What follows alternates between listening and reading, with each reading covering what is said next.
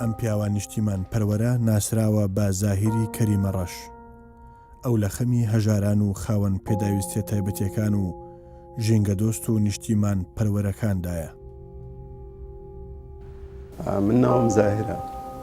لە ناو خەڵکی شارەکەمان ناسراوم بە زاهری کەریمە ڕەش نازناوەکەمان.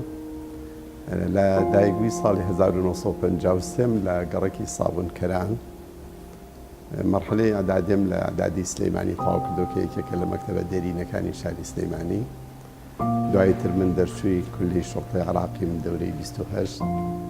لە دوای تەخەڕوجکردنم لەباتی ببم بە ئەفسەر، 7 ڕۆژ ئەفسەریم کرد، پێشەوەی مەعاش وەرگرم بووم بە پێشمەرگە.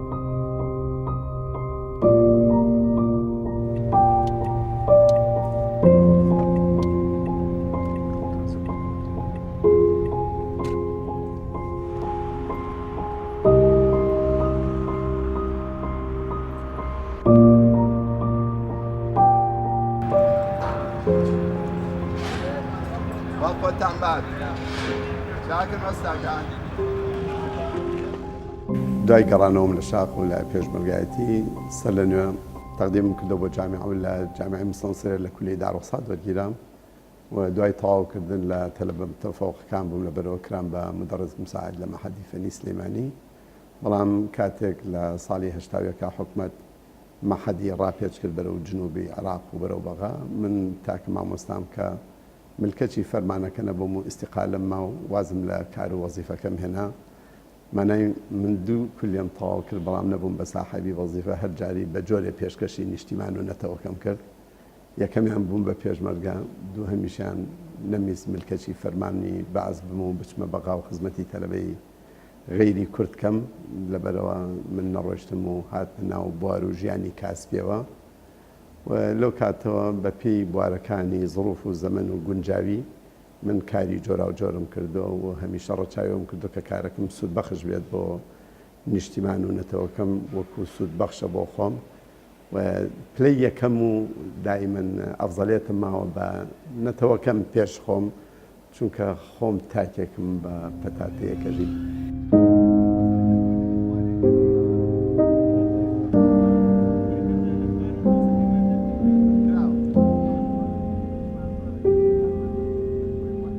السلام عليكم.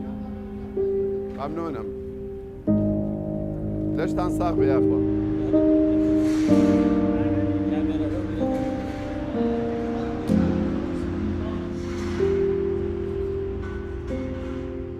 ئەم پیاوە لە هەموو ژیانی بێجیاوازی ڕەنگ و بیرکردنەوە و دەنگەکان دەستی هاوکاری و برایەتی خۆی درێژ کردووە بۆ لە باوەشگرتنی هەموو چین و توێژەکان کە پێویستیان بە ئیرادە و هاوکاری زاهیر بوو بێ.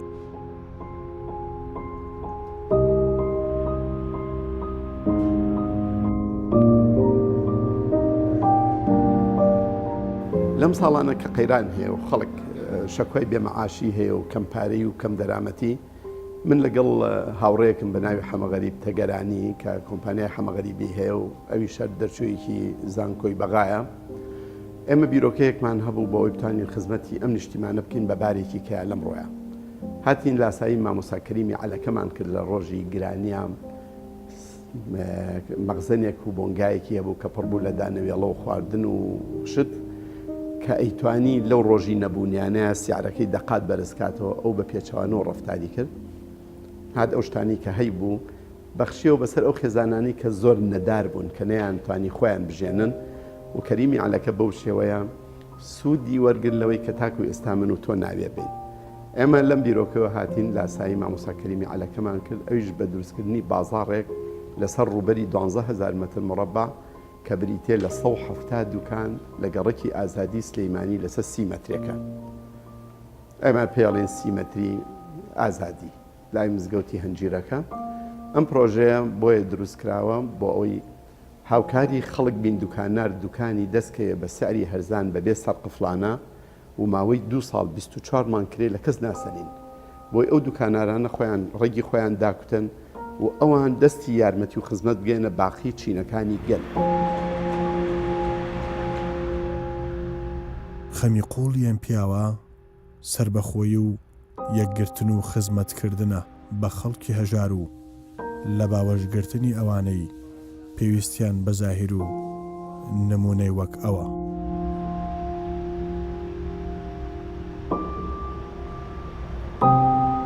بۆی ئەم بیرۆکەیە وەکووتمان کە خزمەتی خەڵکەکە کەشتیان دەسەکەی بە هەرزان، بەڵام ئێمە لەسەری ئەم سەرۆ ئەمانەیە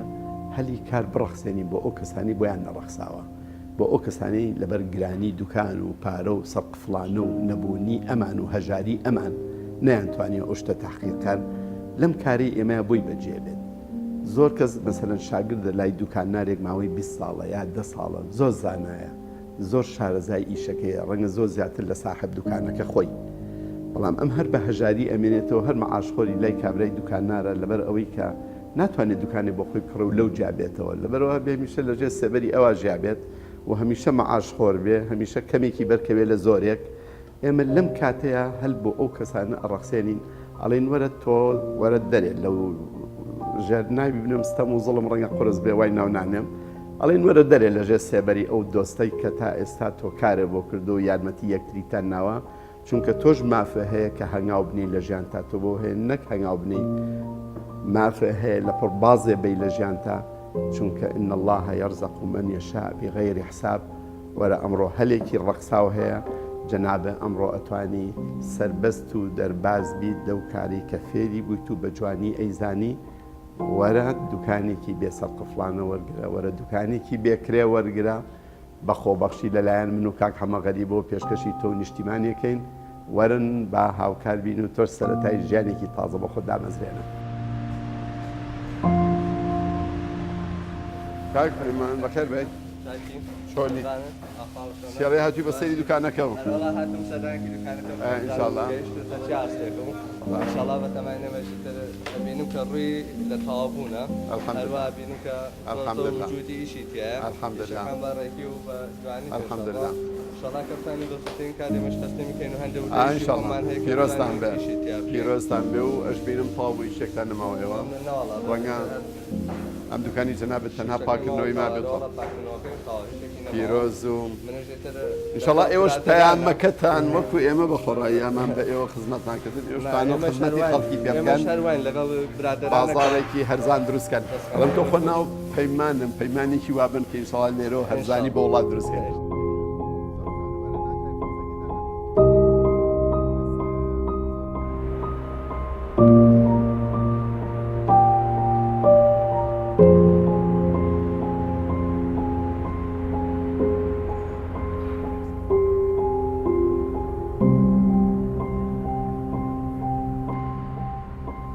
من حەزەکەم ڕووناکی بخەمە سەر هەندێک کاری لە تازەکانم، نامێ زۆر بگەڕێمەوە بۆ زەمانی زوو چیم کردەوە چیم نەکردە، بەزە و کارانی کە ئێستا زۆر بەرچاون و حەزیشەکەم بیڵێم لەبەرەوەی بەشکم دۆست و ڕەفیق و برادری کەش ببن بە هاوشان و هامڕام، چونکە شارێک لە کەشتیەکە چێ بە سەوڵی تاکە زەلامێک ناڕات، بۆی ئێمە هاو ئاهەنگ بین، دروست بین، یارمەتی دەربین لەو سەوڵەیە. من شتەکانی خۆم حەزەکەم بازێکی بخەمە ڕوو. یەکەم من خۆم لە بواری بیناسازی و تەلارسازیای ئیشەکەم ڕەنگە لەم ساڵانی ڕابردووە تقریبەن پتر لە 60 بینام لە سلەیمانیا دروست کردو، هەمووشی لە چەقی شارە کۆنەکەیە، چونکە دەوروبەرەکە وەکی کچێکی جوان وایە هەرچی بیر ڕازێنێتەوە بە جوانیە بەدەستێەوە. بەس من حەزەکەم شارە پیرەکە گەنجکەمەوە، شوێنە ناشرینەکانی شار نۆژەنکەمەوە، بەڵام لەگەڵ نۆژەنکردنەوەی تەلارەکان بە سیمایەکی کۆنی سلەیمانی جاران بۆی ئەو هەست و حەزە لە سۆز و دڵی خەڵکا بمێنێ، من لە هەمان کاتە ئەمێ ناوی ڕوودا و کەسایەتی جوانەکانی ئەم وڵاتە بناسێنم بە جیلی تازە. بۆیە هەموو بیناکانی من دوو بینای لێ دەرچێت کە بە ناوی ڕەحمەتی حاجی کەریمە ڕەشەوەیە، هیچ بینایەکم بە ناوی خۆم و مناڵمۆنێ بەڵکو و هەمووی بە ناوی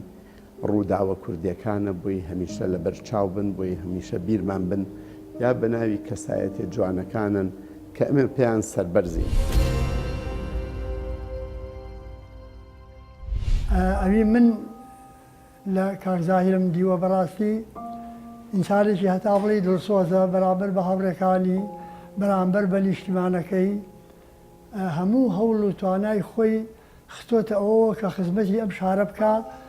بۆ ئەوەی کە سیمای شارەکە جوان بێ و بەڵێ هەموو کەسێ هەری شێ بکە لە دنیا ئەگەر ئیسیفادەی تیانە بێ لەزەتی لە نابینێ، بەڵام ئەوەی کاکزاهیرێکا زیاتر شتەکانی هونەریە ڕێگانەوەی ئەو کارە ساتانەیە کە لە وڵاتی ئەمە ڕوویاوە. کاکزاهیری کاکەڕەش جگەل لەوەی کە خزمەتی شارەکەی کردو بۆ جوانیەکەی هەروەها هەوڵی زۆرەدا ناوی ئەو کەسانەی کە کوژاونەتەوە یان بیر چوونەتەوە یان جیلی تازە نایان ناسێ زوونیان کاتەوە. ئەمەش خزمەتێکی زۆر گەورەیە بۆ شارەکە و بۆ کوردستان. جگەل لەوە کاکزاهیر خێر و خێراتی زۆری هەیە. ئەبسەد شت کە من بیزانم لە نزیکەوە نەک لە خۆیەوە ئەوەیە خێزانێکی یەزیدی 14 نەفەری بەخێوە کا بە خانووەوە.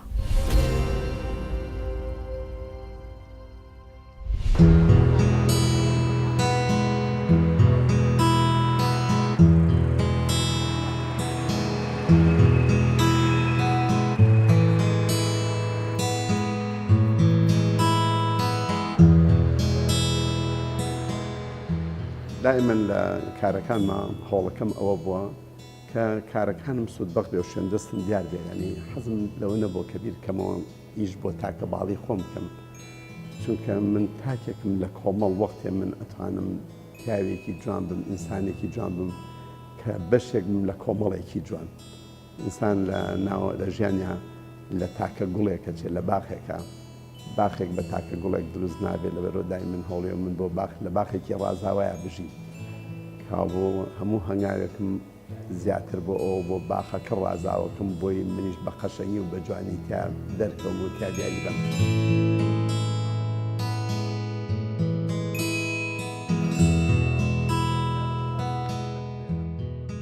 ئەمەی تاوان فەرقی دەستەکان هەیە، دەستی ئەم لە ئەوە دەستی مناڵە ناوەڕاست دەستی ژنێکە، ئەمە دەستی پیاوێکە کە سەعاتە ڕەشەکەی لە دەستایە. زەحمەتی ئیشەکەش لەوەیە زۆر بەرچاوتە، ینی و لەوحەی ڕستێکی بچووک نییە لە بەردەمتا، بەڵکو زۆر جار ڕەفیقەکان لێرە وەکو ڕەسەدی مەدفەعی بە تەلەفۆن پێوتن چی بکا و چی نەکات، ئەوەی کە زۆر نزیکە لە ڕسمەکەەوە نایپێکێن. ئەمە پەڕەیەکی ئێستای مێژووی کوردە. لەو کارە تازانەی کە ئێستا دەستم پێ کردو لە کاراین و ئینشەڵا لە ساڵی 2017 هەمووی پێگا و تەواو بێ، بیرۆکەی دروستکردنی گەڕەکێکی مەتحەفیە مۆزەییە لە گەڕێکی کانێسکان. خۆی گەڕێکی کانێسکانی سلێمانی گەڕێکێکی دێرینە، لەوێ کۆمەڵێ خانووی نزیکی یەکترین توانی و بەدەست بێنم و تەواوی خانووکانمان تەخت کردووە کە ڕوبەرەکەیان ئەچێتە 2500 مەتر. لەم شوێنە طبعاً کارێکەکەم بێ لەو خەرجێک کە لە بیناکان ناکرێت خەرجێکی گەورە هەیە کە یکەم لە کارە هونەریەکانە کە بینا پێویستی بەو شتە نییە. ڕەنگە قورسایی خەرجی من نەچۆتە ناو بیناکەەوە بەقەدەر ئەوەی خەرجە قورسەکەی من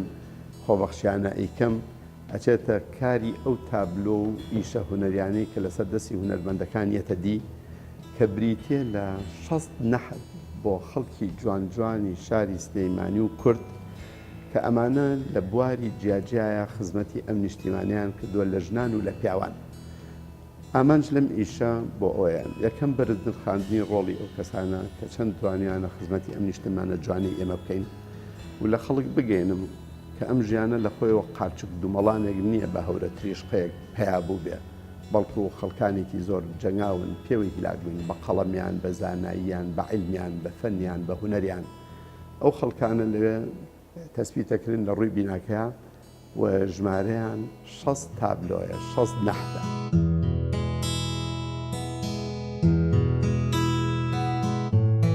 ئەم قەراری عوسبە وا خەڵکی ئەڵێن بۆ کورد ئەبێ هەر قسەی ڕووتەوە قسەش ناچێتە گیرفانەوە. زۆر جوانە، دەست خۆش بێ بۆ هەڵبژاردنیە و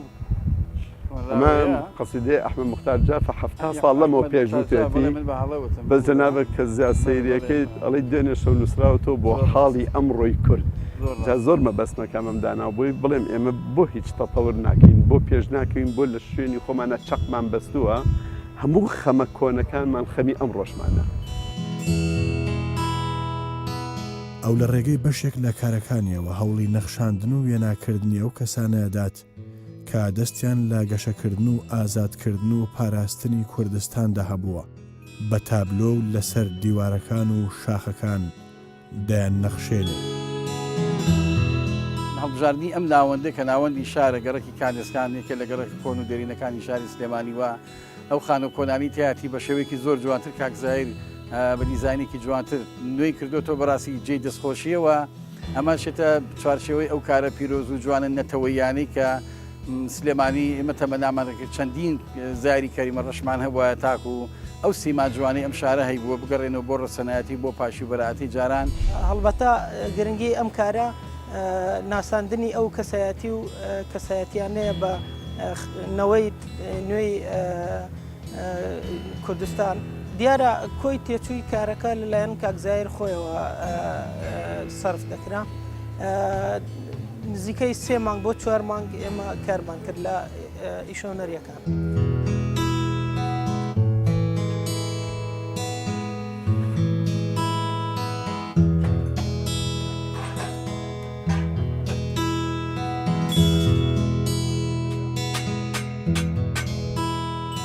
لەم کاتەیە حەزەکەم ئاماژە بە شتێبم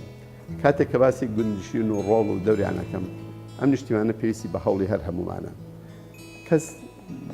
نابێم سەوڵی خۆی بکێشێتەوە بڵێ بە من چییە بێ ئێمە 2 میلیۆن کوردین با منی تیانە بم من ئەڵێم جەنابەت زۆر مەبەستی هەمومان زۆر زەڕورە دەورمان لە ژینگە پارێزێکەوە کە ئەرزە ماڵێت تا پێشمەرگەیەک و هەموو ئەو کەسانێک کە لەو بینیان چووکە دەوری هەمومان ڕەچاو کراوە لە کۆمەڵا و هەر هەموو پێویستەکەین کاتێک کە بەڕێزە سەری فەرشێکی ئێرانی دەستچنەکەیت ڕەنگە و فەرشە پێک هاتوێ لە ملیۆنێک گرێ کاتی یەک گرێ لە گرێکان ئەپەڕێت لە کاتی چنینە و فەرژناسێک سەیری پشتی فەرشەکەکە کەلێنی ئەو گرێ هەست پێەکە باوەڕکە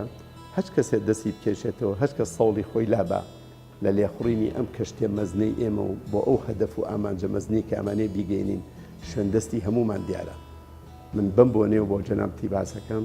لەسەر جادەی سالمی سلەیمانی لە بەرامبەر تەلاری قەیوان من پەیکەرێکم دروست کردو بەهۆی هونەرمەند عومەر جەمیلەوە بۆ ژینگە پارێزێک بۆی پیشانی بەم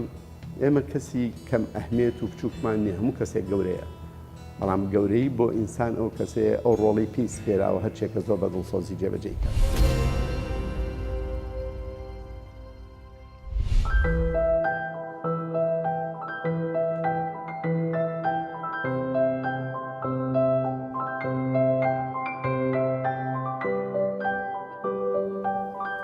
هەلا وسڵاوتان لێبێ چۆنن دەستان خۆش بێ زۆر سپاس ئێوە خۆتان گوڵن زۆر مەمنون دەستە خۆش بێت هەموو جارێک کە یەکتری بەسەرەکەینەوە ئێمە دڵخۆشە بین تۆزێ دیاری پچکۆلەمان پێیە ئینشەڵا بە دڵتانە بێ دیارەکان پچکۆلن بەس بەشی خۆشەویستی ئێوەیە ئەم ناڵانەی کە سەرپەرشتیانیان نییە هەوڵێم کە بەردەوام ینی سەردان بکرێن و سەردانیان بکەین و بەسەر کرێنەوە و بۆ پڕکردنەوەی پێداویستەکانیان و هەم کلێنێک هەبێ بەنسبەت گەورە ساڵانەوە و ئەو پیاوانەی کە چوونەتە دارالعەجەزەوە دیارەوانە خۆیان کەسوکاریان یان نین یان نەتوانن زۆرجار کەسوکاریان هەیە بەڵام کە سەرکارەکانیان نەتوانن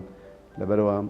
چوون بە پیر ئەوانەوە ضرورەتێکی ئیجتیماعیە کە ئێمە شوێن بگرینەوە شوێنی ئەو کەسانە بگرینەوە بۆیە سەردانی خانەی پیران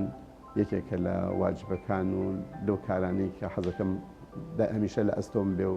لە ئەستۆی گرم و بە پیرەوە بچم.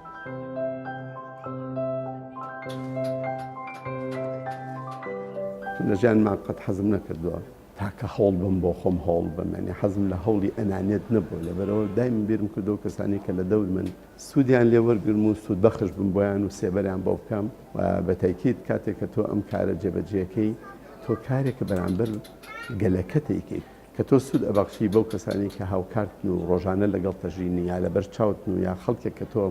هەز بە معاناتیانەکەی پێش خەڵک مەفروض نییە تۆ فرسەت بی بە خەڵک پێش تۆکەوێت لەو بواری پیاوەتیە دەستی خۆت بگەینی تەوجێگای بتوانانی ئەو خزمەتە جوانە پێشکەشکەیت لە کیسە نەچێت. ئامانجی من لە کارەکانم پێشم و شتێ ئاسوودەیکردنی گیانی خۆمە،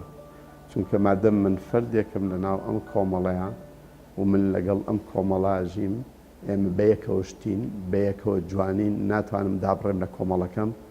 ئامانجم ئەوەیە کە بێ ڕۆڵ نەبم بێ دەور نەبم بۆی هەستی خۆم تێرکەم دەرونی خۆم مرتاحکەم کە توانی بێتم لە هەچ کەلێنێ بێ لە کەلێنەکانی ئەم کوردستان و نیشتیمانە من بە واجبی خۆم هەستا بێتم و پیاوێکی مقەسەر و کەم تەرخەم نەبم.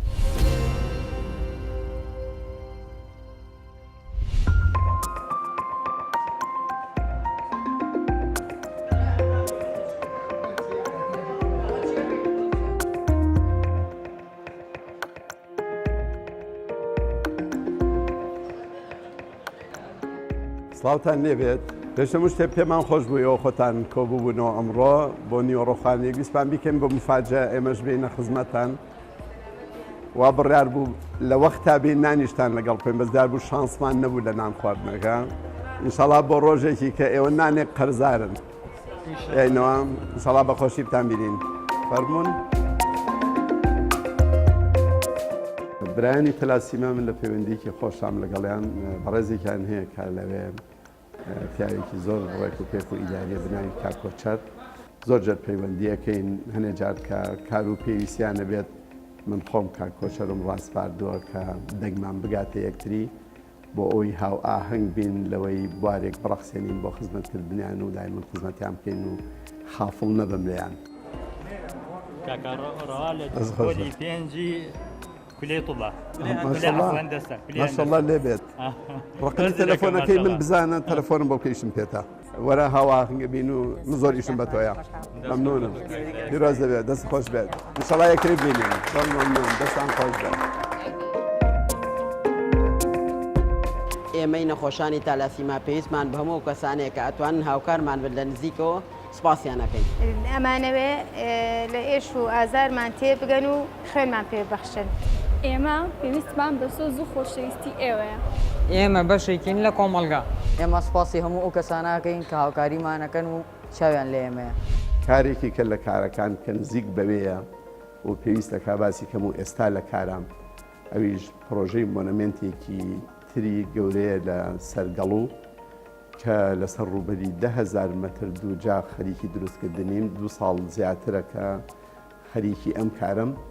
ئەمەوێ ببێ بە پرۆژەیەکی نیشتیمانی گەورە کە پشت تا و پشت بمێنێت. ئەمەوێ ئەم پرۆژەیەکی مێژووی بێت تا ئەمڕۆ کە قسە بۆ بەڕێستانەکەم بە تەقدیر کۆی ئەو بەردانی کە لە شاخەکانی گوندەکانی دەڤەری جاپایەتی کۆم کردوتەوە گەیشتۆتە نزیکەی 7,000 تەن بەر.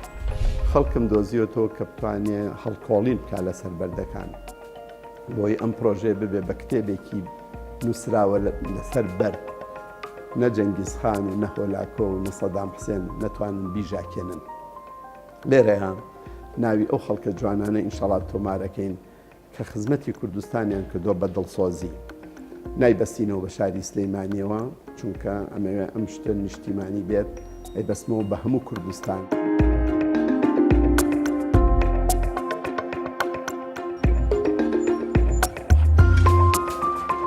هەمیشە یەکگرتن کەرەسەی قووەتە و لێک جیابوونەوەش کەرەسەی لاوازیە. لەبەرەوام خۆزگە هەموو حیزبەکان هەموو ڕەنگەکان دایمەن یەکگرتوو بوون بۆ ساڵحی نیشتیمان و نەتەوەکەمان و حەقە دەرز وەرگرین لە ڕابردوومان و خەڵکێکی بین هەوڵ بین بۆ یەکبوونەوەی هەموو چین و توێژەکانی کۆمەڵی کوردی بۆی بە هەمومان بتوانین سەربەستیەک و سەربەخۆیەک بەدەست بێنین کە ئامانجی هەمومان و ڕەنجی خوێنی شەهیدانمانە. من دایمەن زۆر دڵگرانم لە بەشبەشبوونی میلەت زۆر تاکەشت کە من زۆر برینارەکات زۆر بڕبڕ و بەشبەشی پیرەمێردی شاعر